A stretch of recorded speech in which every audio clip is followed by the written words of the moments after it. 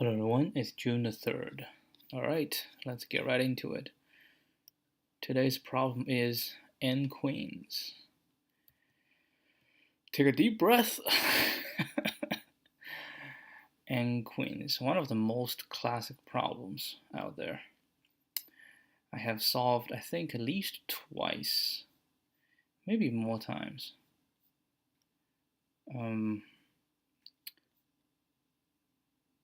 Three times. It seems like I was able to solve it, but it's never a breeze, right? It's never a breeze. This is like I have some weight about this. We know about this problem already. It's not that difficult to explain. I'm just gonna read through this again and try to see if, armed with years of experience, will it become a little bit easier to solve now. Placing n queens on an n by n chessboard such that no two queens attack each other. Given integer n, return all distinct solutions to the n queen puzzles. You may return the answer in any order. Each solution contains a distinct block. Place them in diagonal as well. Alright, where do we even begin to attack this? I don't remember. I think it's a DFS, isn't it? Or maybe DFS or backtracking. So something of that nature. Don't remember very well, so I'm just gonna draw. Let's say I'm gonna draw a 5x5. Okay. And also the setup, right? The setup I do remember, right? An easy way to set it up is to use bitmap, so we can have an array of just numbers, because at most is 9, all right? So just 9 bits, 9 bits. Initialize it with zeros, and then 1 will be the thing. So then we can do backtracking without setting and then resetting. We can just pass the entire thing down because it's not a big thing. So initialize everything with 0, which means all the positions are open, right? Then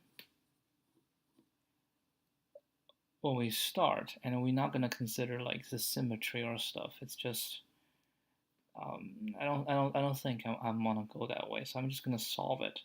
So basically, we say we're gonna place the first queen here, right? And then we say by doing this, of course, we're doing the first row, then no more queen can be on the first row. And of course, no more queen can be on the first column. So essentially, we're saying the I and j, we have limited number of I and j that we can take. And in fact, because there's only 9, what we can do is we can have all the available i's and all the available j's. That's out there. Now we can use a set, which honestly I don't think is a bad idea, because I can just remove and add. A set will be, we can say like all available. We can say available i's and available j's, right? So what we're going to do, and also the diagonal, we cannot do the diagonal. Now the diagonal, we know that the top left, bottom right diagonal, we have I is equal to j, right? No, what are we talking about? It's not I equal to j. It's the difference between the two are the same, right? The difference between the two are the same. I remember this is a little trick. The difference between the two are the same. And the other way, what is the other way? I think one is the sum, and the other is the, I don't remember. Hold on. So let's say this is a 3, 0. This is a, we'll just pick some, and then we kind of just inspect. This is a 4, 3, 0, 4, 1, and 5. No, it's 2, 0, 3, 1, and 4, 2. Yeah, this difference. Diagonal on the other side, bottom left, bottom right to top left. We have 2, 0. This is 1, 2, 1, 1, and 0, 3, 0, 2. Yes. So on one direction is the difference is the same. On the other direction, the sum is the same. Okay. So after we pick one, right? After we pick one, and we can have 3 different. We can have the available. We can call it AVA-H horizontal. No, AVA rows, and then AVA columns, and AVA diagonal. No, we shouldn't call it AVA diagonal. We should call it not available.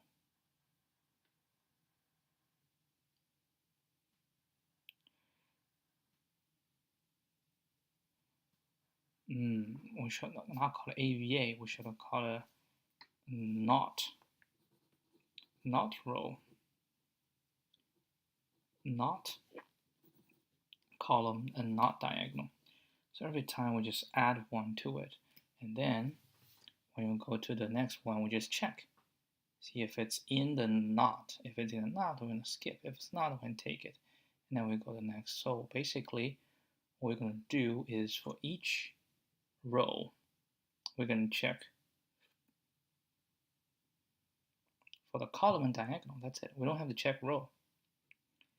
And then if it's not in it, then we can put it there, right? Basically just put a 1 there. And then, oh, actually, no, it's fine. It's fine. Yep, I think we are ready to do this. Okay, so I think, do we have anything out? We have anything out. We can close this. This is for yesterday.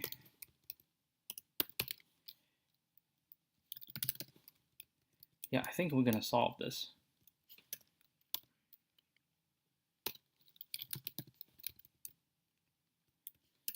And I'm kind of only in the mood for one problem today. All right, so I think I remember this. That's the good part, right? All right, so what are we doing now?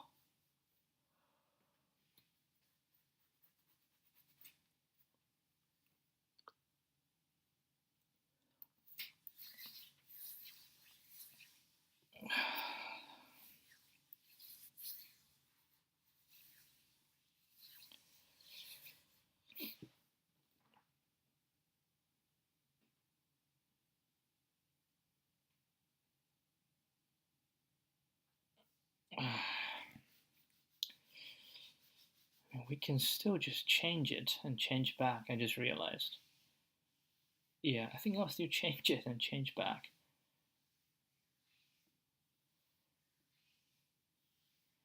Hold on. The purpose of using bitmap is it's just easier to reason with, right? That's the purpose, because if you use a bitmap,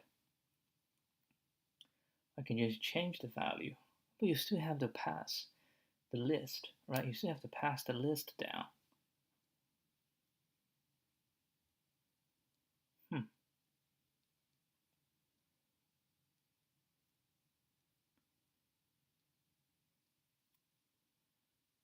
You know what? Maybe I don't want that.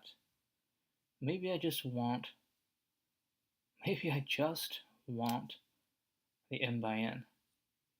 Yeah, I'll just do n by n. I think this probably is. And we can do this already. like we say, it's this times n for this in range n. We already do this, right? And then we say def DFS. What do we DFS for?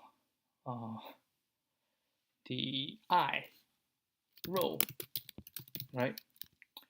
And now we don't return anything, but we will say res equals to this because it's going to be a list of things, right? A list of string, which is fine.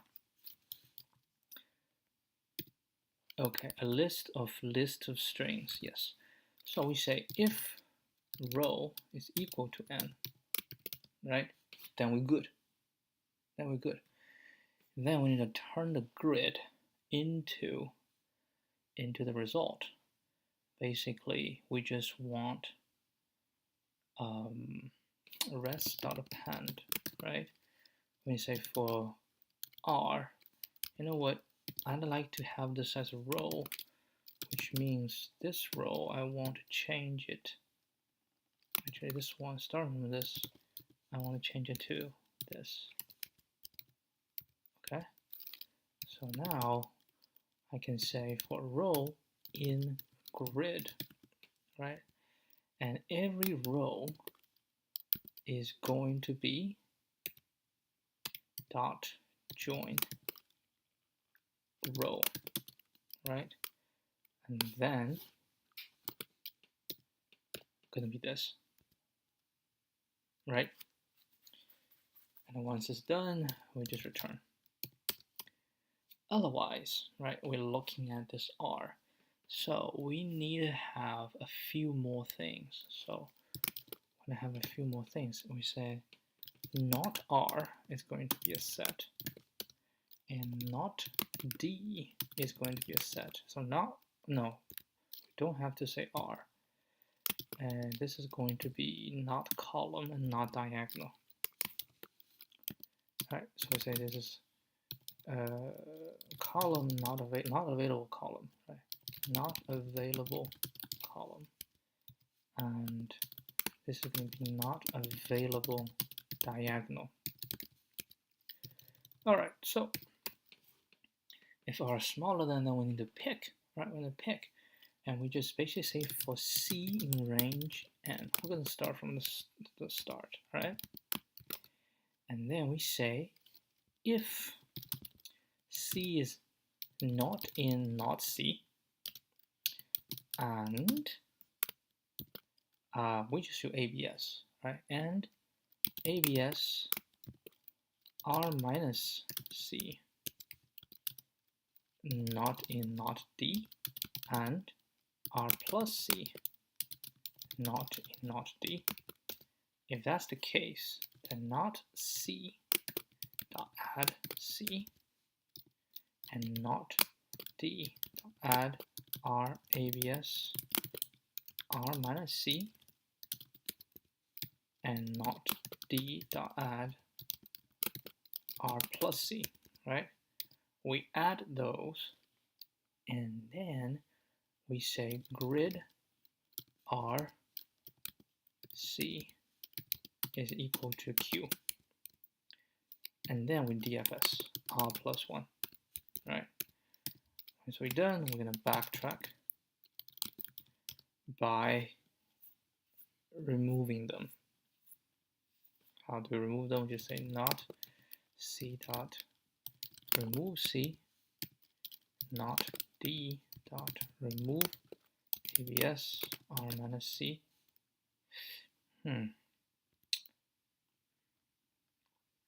That's fine. Not D dot remove R plus C. Whoa, hold on. That's actually not necessary. No, that is necessary. We have to remove them.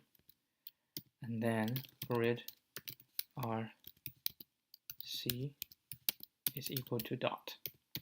Okay? Then we go back. Check the next one. Check the next one. Check the next one. Okay, so once we're done, we're done. So we're just gonna say DFS start with 0, and then we're gonna return res. That shall do. Actually, I don't even want to test this because I think this feels right.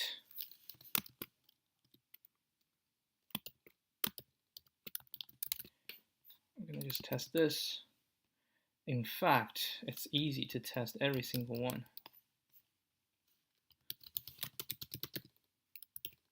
Just run it. What the heck?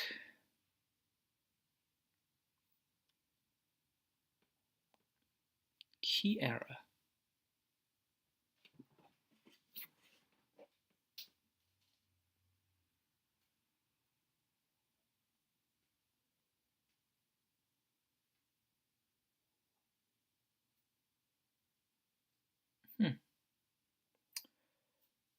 We can only add it once because 0 plus 0 is 0. Oopsie doozy. If R plus C is in, not D, that shall work.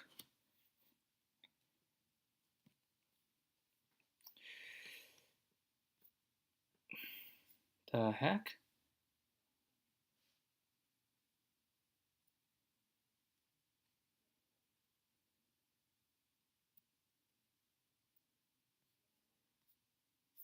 That's unexpected. What was wrong? I don't know. I thought I had everything. C is not in. I add C, right? I add this, I change this to Q, and I go DFS R plus 1, okay? And then I find this R plus 1, DFS R plus 1, and eventually R will equal to N, and then rest dot append. And I have output in the first one. What happened for the others? I mean, for 2 there's no solution, 3 no solution, but 4 has a solution.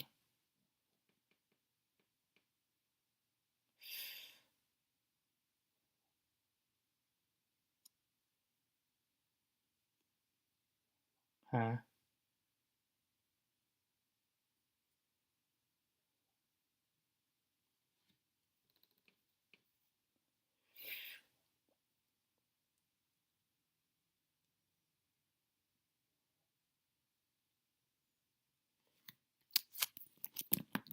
That was interesting.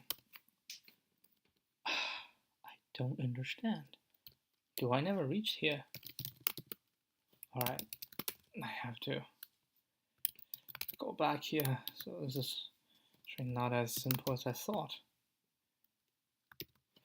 Actually, I think the only test case I want to do is number 4. Okay, which is fine. 4 shall return this.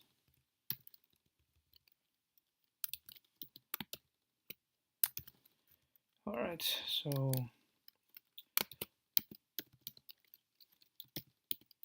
what's that? That's N.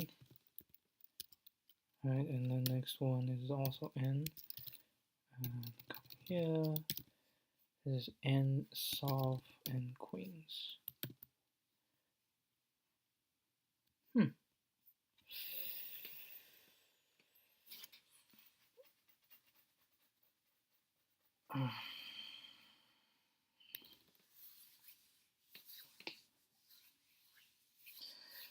Unless I got it wrong, but I don't think so.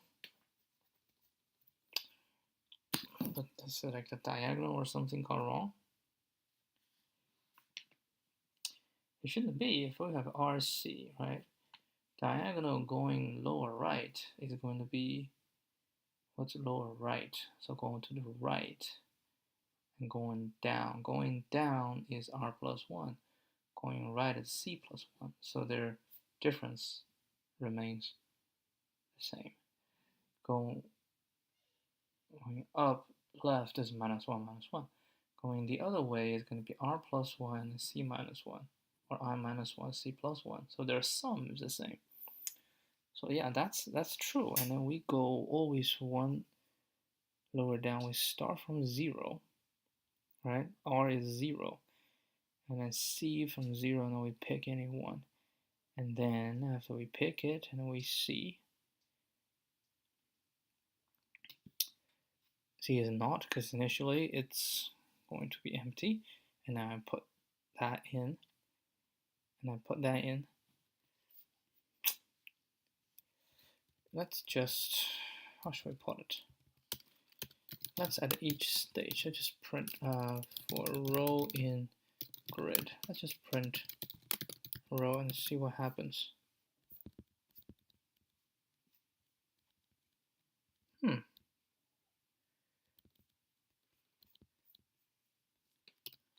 Need a separator. I can't believe I have to do something like this. This is so ridiculous. The hell?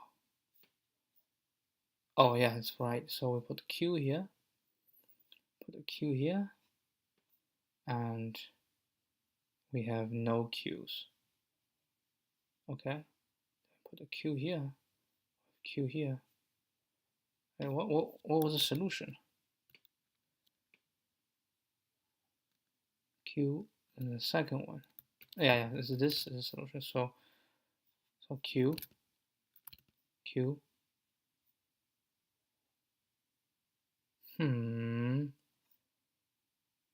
Why did we stop?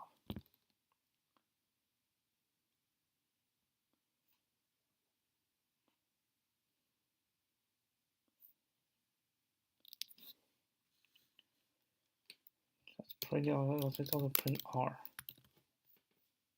Okay.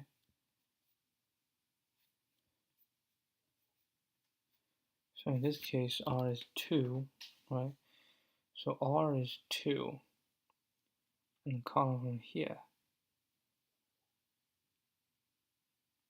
0, 1, 2.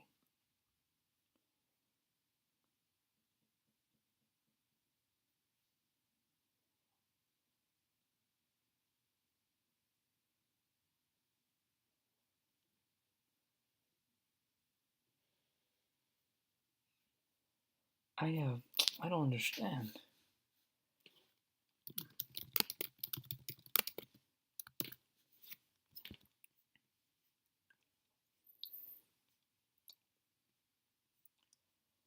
Now C is 3, 1, so I can take 0.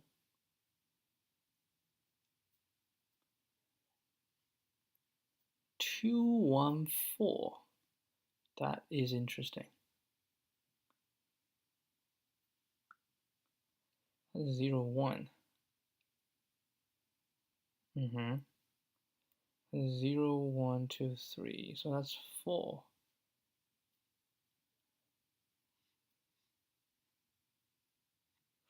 Oh. Are you saying it's not ABS?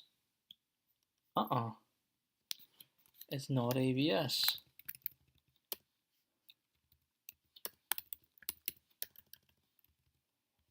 It's not ABS.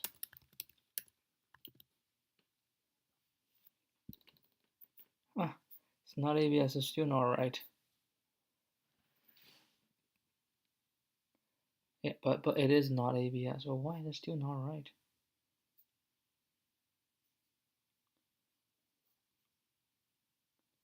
Yeah, I put it here. Right, 0, 1, 0, 1, 2. That ain't work.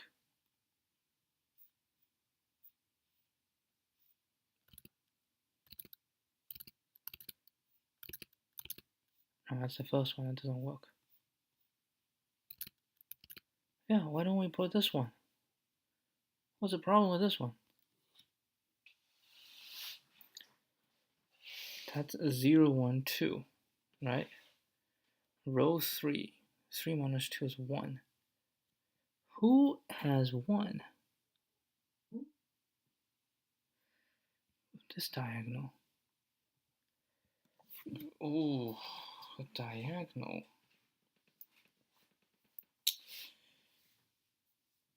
I think the diagonal needs to be a little bit more sophisticated. This one is 0, 1, 2, 0, 2. No, this one is 0, 1.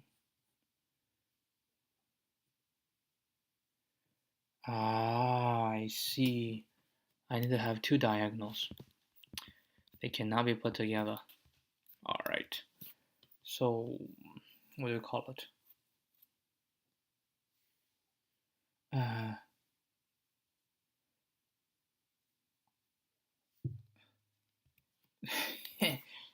don't know. What can we call it? Slash diagonal?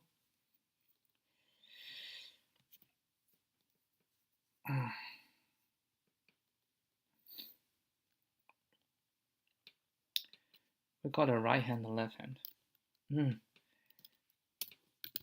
Backslash. Top left to bottom right. And not top left, bottom right. It is just top right, bottom left.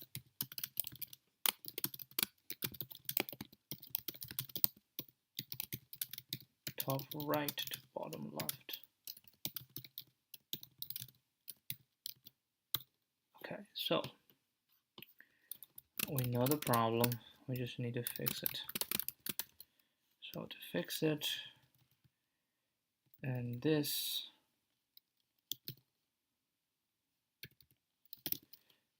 that is going to be top left, bottom right. Okay,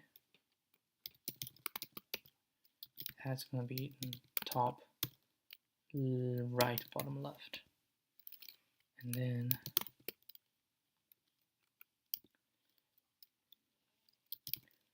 this is top left, bottom right, top right, bottom left.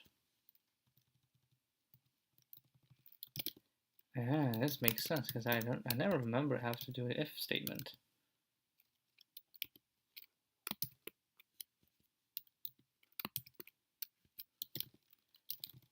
This is top left, top right, bottom left. Yep, that's that. Still like tough, but you know the solution, so it's not that difficult because you know the trick. Yeah. So it's okay, right? And it's also reflected on how I was solving it over the time, so it's not too big a challenge. But overall, n queens is still, so so how should I say? I should say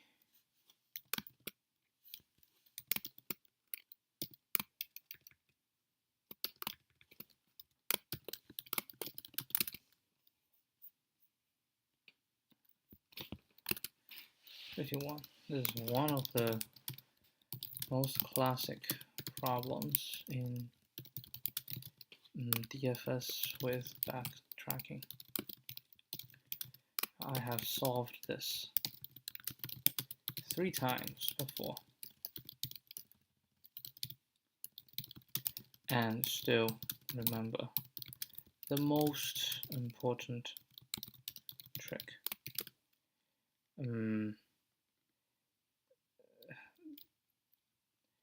The top left to bottom right diagonals have the sum of the row and column indices the same, and the top right to bottom left diagonals have the diff of the row and column indices the same. Armed with these 2 tricks, the problem is not difficult to handle. What's the runtime in this? is all in tripled, because to find one solution,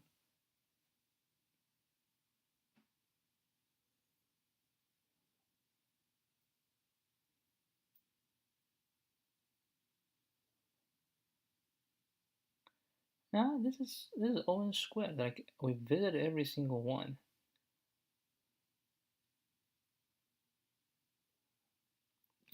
Yeah, I think this is O n squared.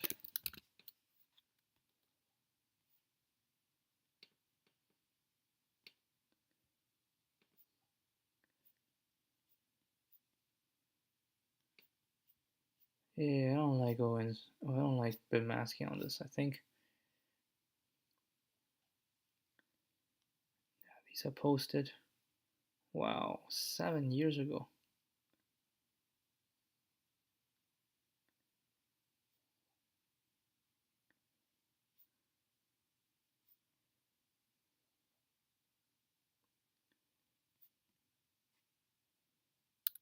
I don't know, but anyway, I think this is that.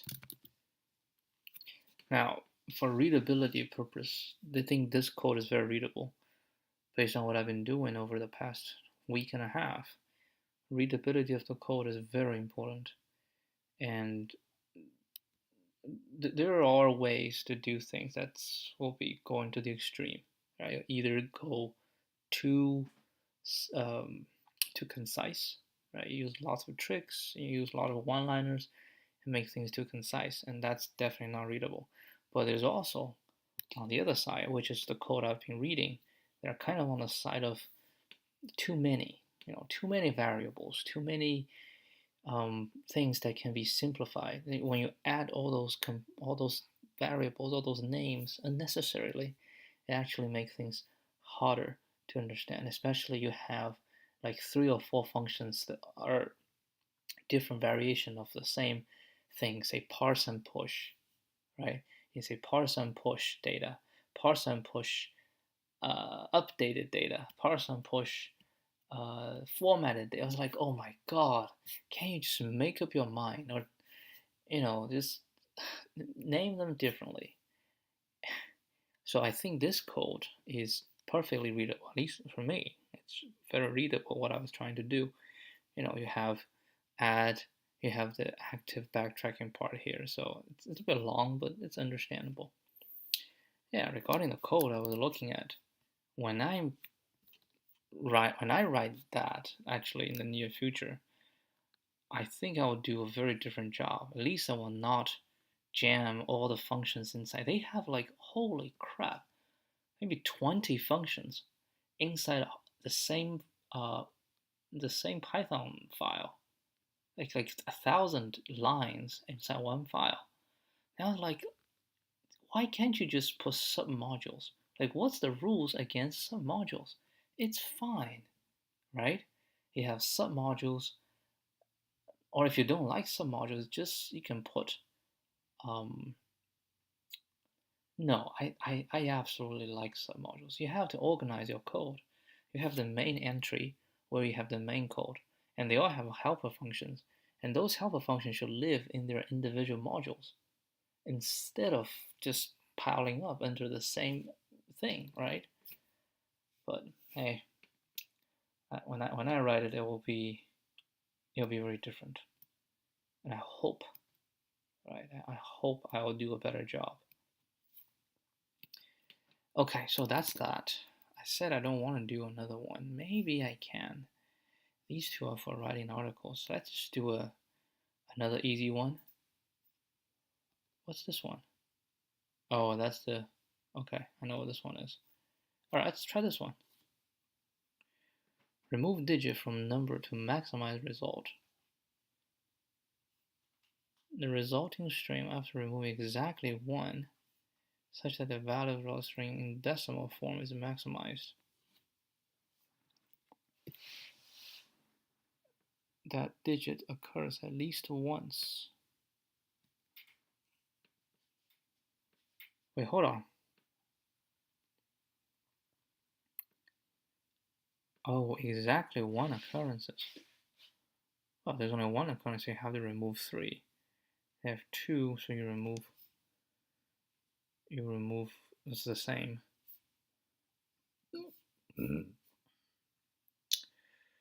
Okay.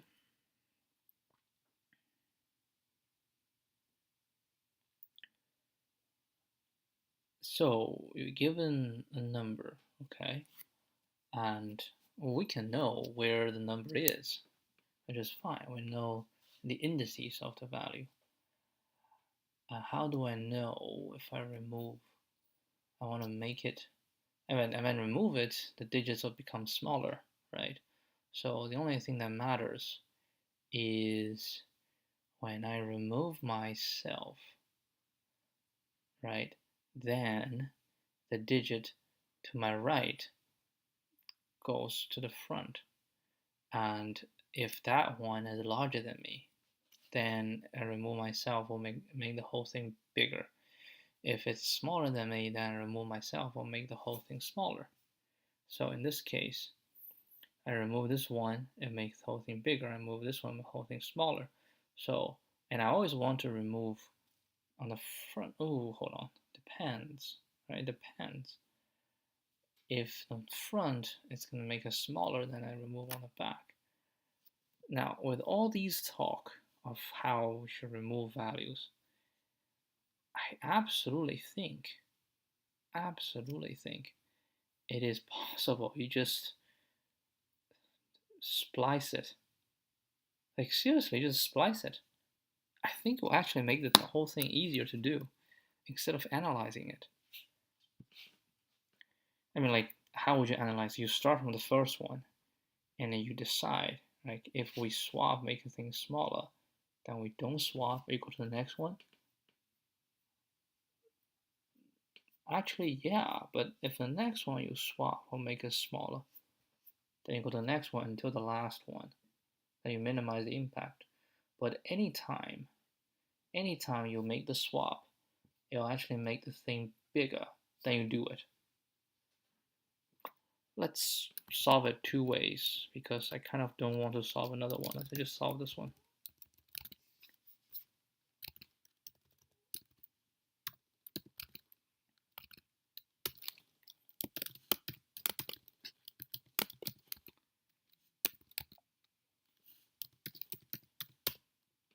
All right, so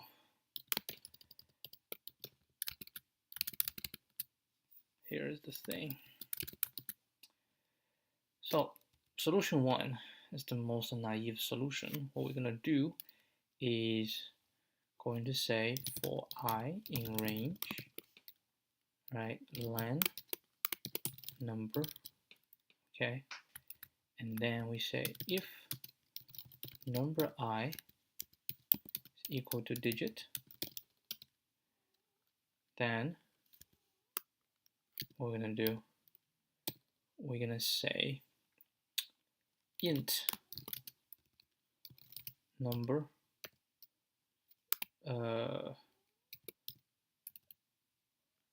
we're going to remove I, so 2I plus number I plus 1. So that's removing I, and then we want to return the maximum of this thing. So that will be the first solution.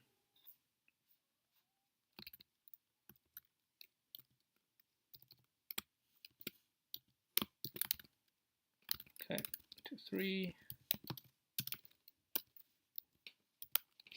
Hold on, need to let my cat out.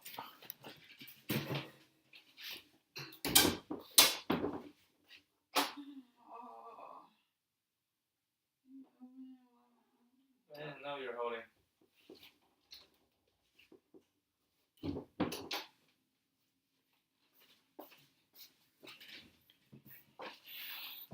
Alright, where are we? So we're trying to, oh, do return a string. Jeez. So this have to go str this whole thing. Which is fine. Next one, 1, 2, 3, 1. I'm gonna remove 1. We get 2, 3, 1. Right, and the last one is 5, 5, 1. This is actually a pretty bad test case.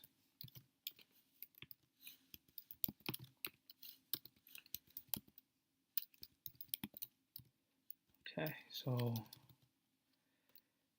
now we have practice, number, digit. Good.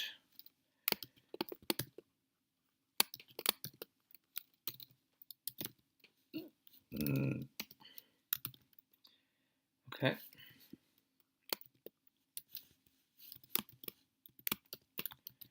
So that's solution 1, which if it's during the contest, this is definitely solution I go, because it's simple, it's easy, it's straightforward.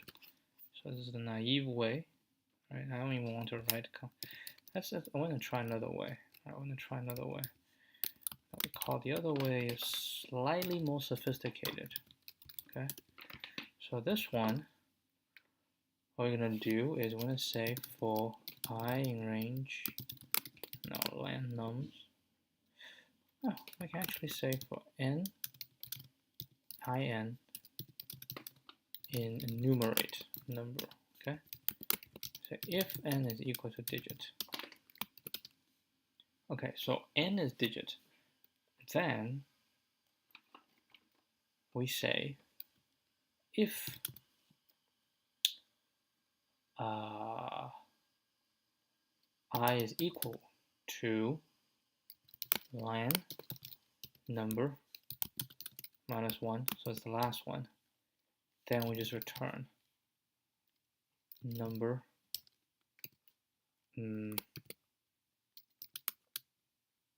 I. We just remove the last one. Okay. Else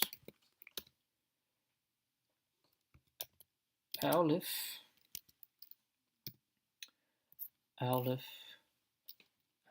number I plus 1. All right. If I plus 1 is larger, what if it's equal?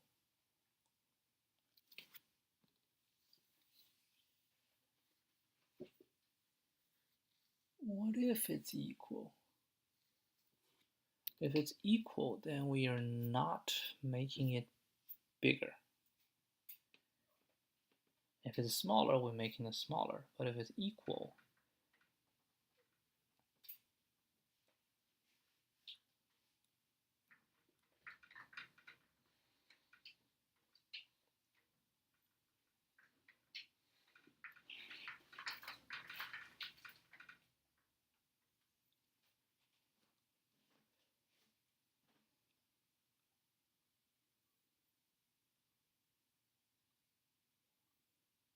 do we remove it? If it's equal, wait, hold on. If I remove it, no, we should compare, not compare the original number. We should compare with all the other removals. Man, oh, that's another. What we think is if we remove this and it's smaller, and other people remove some from otherwise, yeah, so if it's smaller, we don't remove it because it's always going to make it worse, unless that's the only one. Oh, if that's the only one.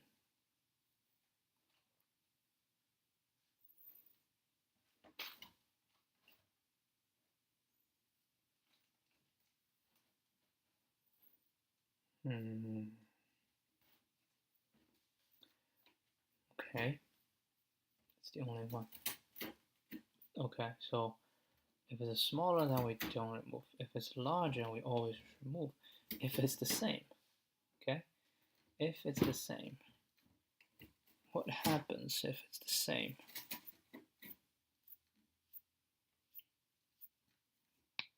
If I remove, I get this. If it's the same, we have to delegate to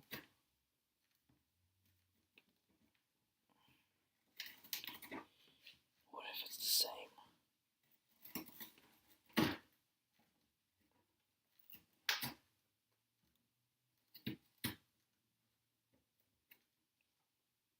I cannot just look one, I have to keep looking, right? Yeah, we have to keep looking. Which means if it's the same, we just keep going. And in fact, we're gonna say if this and I is smaller than len number, I'm not gonna handle the other situation until later.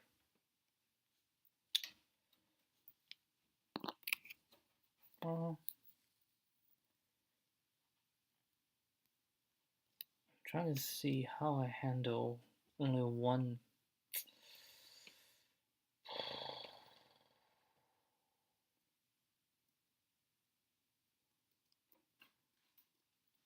You know what? I don't like this. I think it will be easier. I just say candidates equal to I for I and enumerate number if n is equal to digit. And then we say if len cans is equal to 1, then we return number to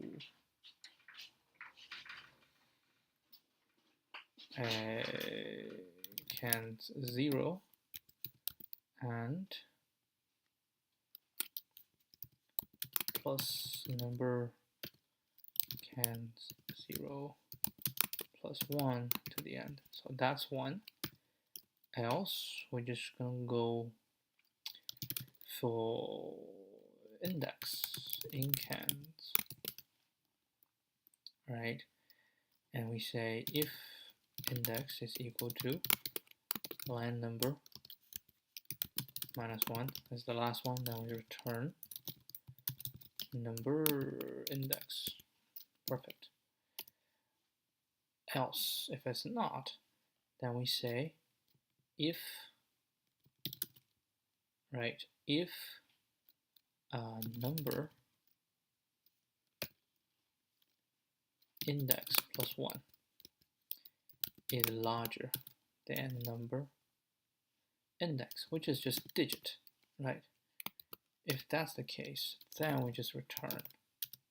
The first one we found, we just return, removing the current one, which is number.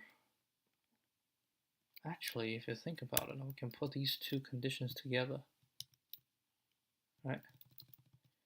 We can say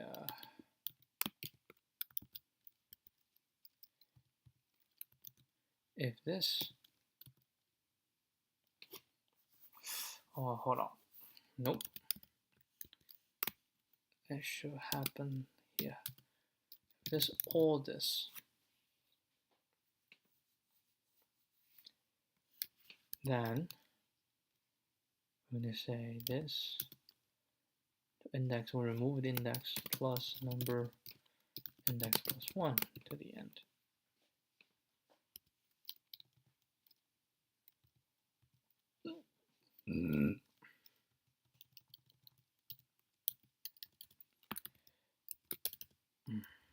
Okay, let's try this. Oh, what the heck?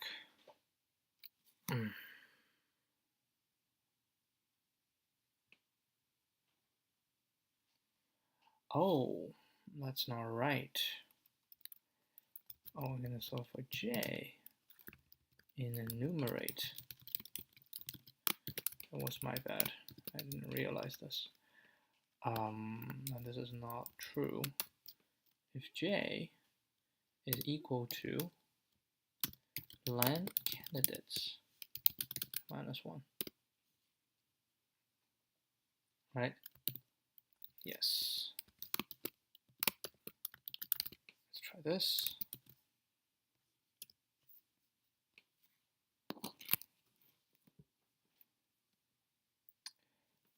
It's all right.